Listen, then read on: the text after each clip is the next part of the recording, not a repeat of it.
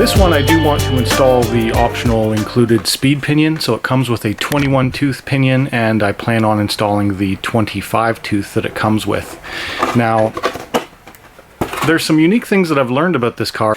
With all of the parts that you get with it, you do get a full set of adjustable body mounts that work with any type of on-road style car. It gives you height and width adjustments to fit any kind of style of body. They sit really low on the car. So no other bodies will work with that except for a Ford GT, and most of them need a higher rear pins as well. So it's very nice that they include that. Something I've also learned is that this car has a slightly wider width than the old one. The old car has a 190 millimeter track width, but the new one is a bit different, where it's 195 in the front and 200 in the rear. And the reason for that is because it has offset wheels. The front wheels are a narrower track width than the rear, and they have more of an offset on the rear wheels. So that actually might be a problem for me for racing, because the racing class is a 190 millimeter track width, and this exceeds that. So I might not be able to run it in a stock class. I might have to run it in a Sportsman or a US GT if I want to race this, because the track width is too wide. Be aware of that when you buy bodies. You might have to buy a 200 millimeter body, because if I try and put a 190 on it, you're going to have some wheel poke. You know, there's an example of how much the wheels would poke out on a 190 millimeter body. Looks kind of cool though. One of the other things I did notice that I forgot to show you was inside of the wheel hexes are these drilled rotors, and the brake caliper is fixed. So you're always running a rotor through a caliper. It just looks pretty cool and scale. I like that little touch. Alright, so the other stuff that you do get with it, which I didn't go through during the unboxing, you get your shock preload collars, you get a wheel wrench and 2 Allen keys, you get a bunch of spare body clips, and what we're about to install is this included pinion gear. Now the motor mount system on this, it uses a fixed mounting positioning, and I looked in the book and it doesn't tell you what holes to put it in for what gear, so I think that's a little bit silly. I'll show you when I take it off. But I was expecting to find a table in the book about what gearing teeth match with what holes. It doesn't have any of that. Figured out as we go.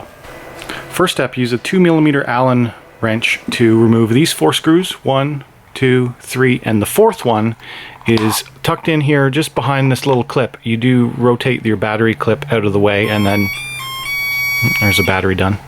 And then you can lift this off. So I've loosened off these 4 screws, and it should be ready to come off now. There we go. Okay, so cover's off. Now getting this motor plate off, I'm not sure if it just lifts straight out or if there's a screw holding it in. Well, it looks like it just lifts straight out.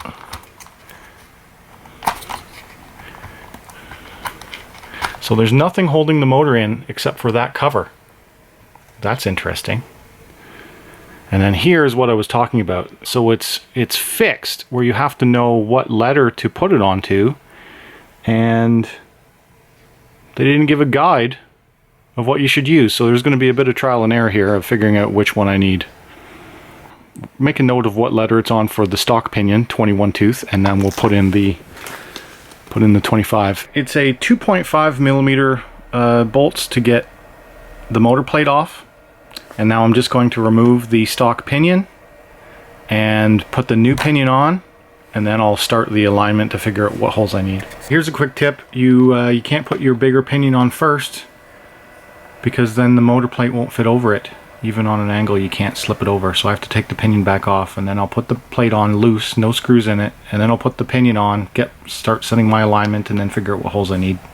The motor mount goes from A through K, and it is per tooth. So you can go from a 19 tooth pinion up to a 29 tooth pinion with this included motor mount. To be honest, I don't really like it all that much. I would rather have a bit more granular control. What if I want to change my pinion size someday, or you know, run a bigger than a 29 tooth pinion? Then you can't. So I guess there'll be some changes or upgrades they make to this in the future if you do want to do that.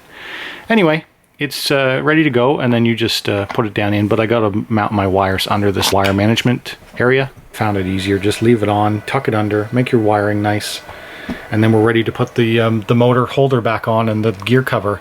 Now the gear cover, all the screws fell out of their positions and I was like, uh-oh, but they're all the exact same length. So that's good.